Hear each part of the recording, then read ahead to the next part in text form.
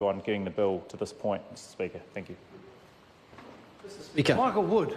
Thank you, Mr Speaker. The Labour Party is very enthusiastic about this bill, as you can tell, and I'm very pleased to stand and speak in favour of the Consumer Right to Know Country of Origin food bill. Pleased to reaffirm the support of the Labour Party for this bill. I'm very happy to congratulate Stephen Browning on putting forward a bill that's very simple and achieves, I think, a very good objective, acknowledging of the National Party who's shown willingness to progress this bill in line with those principles, and very pleased indeed to stand as Labour Party's Consumer Affairs spokesperson in support of this bill as well. This is a concept that the Labour Party has supported for a long time. It's been on our policy books since 2011. So sometimes good things do take time, and we're quite open to other parties picking up good ideas and marching in concert with them. This bill, Mr Speaker, is a good bill because it's about giving our consumers real choice.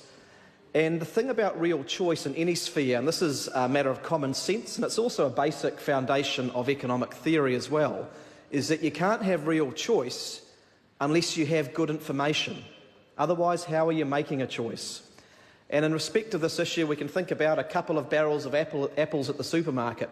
Now, you can choose whether you want the green ones or the red ones. As a consumer, you can perceive that information and make your choice. You can make a choice based on the taste that you know come with the different varieties and that kind of thing. But how do you make a choice about the country of origin unless you are provided with that information at the point of purchase? And the fact is that you simply can't. And this bill very simply attempts to deal with that issue. And it says in the purpose of the bill, Mr Speaker, it's about providing a simple mandatory labelling system in New Zealand that provides consumers with accurate information about the country of origin of single component foods to enable them to make informed purchasing decisions. And a couple of important things within that, of course, are the reference to single component food. We could, of course, go wider with this issue if we wish to as a House. But I think Mr Browning has quite correctly said, let's start with something that's relatively simple, which is single component food, not things that have multiple components where you can have difficulties and issues in terms of identifying where those different components have come from. So I think that's a simple and pragmatic basis to go from.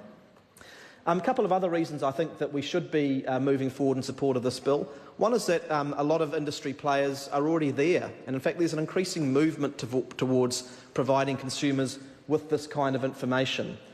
And why is that? Well, it's because I think a lot of producers and a lot of distributors want their consumers to be able to make good choices. And if you're looking at it from the perspective of New Zealand producers, I can only see this being a good thing. Because while this bill doesn't push anyone that they have to buy New Zealand products, it gives them that information. And I think there are a lot of New Zealanders out there who, if they are given the good information and the option of choosing between similar products from New Zealand and from offshore, will look at the New Zealand option very, very seriously indeed. At the moment, the information is really poor. And I think about some supermarkets you go to where there aren't good practices, and you get these ridiculous signs that say, product of either Australia or New Zealand, or some such. And what information does that give people? And I'm sort of thinking about that in the political context. It would be like the equivalent if we woke up on the morning of September the 24th and the press said we've elected either a Labour-led or a National-led government. Or in the case of Epsom, we've elected either Paul Goldsmith or David Seymour. Imagine the panic that would sow in the National Party ranks. People want clear information. People want clear information. That's all that this is about. It's supported by Consumer New Zealand. They've moved on this issue over the years. It's also supported by Horticulture New Zealand. They note that in their research, 70% of New Zealanders are very, very supportive of this concept. Mr Speaker, I think one thing that we can say, there are some issues we want to look at in Select Committee. There are questions around enforcement and penalties. Costs, I don't think the costs are going to be a big issue. Increasingly, we've got good technology and good distribution networks that I think can absorb the costs pretty well, but that needs to be looked at. The types of display that would be sufficient, and also the definition of different types of food. I know when the Labour Party went down the track of looking at GST exemption on different types of foods, that can open up some questions, but that's something that we can explore sensibly in Select Committee, sir.